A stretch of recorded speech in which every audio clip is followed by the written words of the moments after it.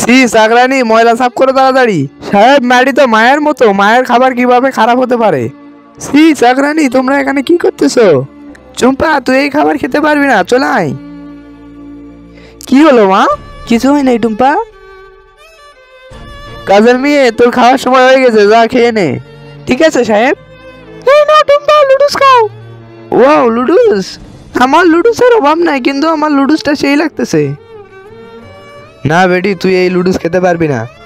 কেন? এটা করবে লুডুস, তাই বলে কি আমার খাওয়াবে না? সাহেব, তুই এরকম করে কেন মা?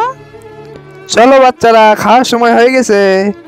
এই পায়েসটা আমার খুব পছন্দের, সরি বাবা, আমি একটু খেয়ে নিলাম। চম্পা, তোমায় কি বলেছিলাম এই গরিবের খাবার তোমার খাওয়াবো না? ওই লুডুস তো স্বাস্থ্যের জন্য ক্ষতিকর, কিন্তু এটা তো ভালো, এটা কেন খাওয়াবো না বাবা? আমি বলতেছি সাহেব কেন মানা করেছে? কিন্তু তার আগে তুমি তাকে ভালোবাসো না তোমার মাকে? যদি তোমার মাকে ভালোবাসো তাহলে চ্যানেলটিতে একটা লাইক করে একটা সাবস্ক্রাইব করে দাও। এই পায়েসে একটি গিরগিটি পড়েছিল এবং ওই লুডুসও খারাপ ছিল, এই জন্য আমাদের খেতে দেয় নাই।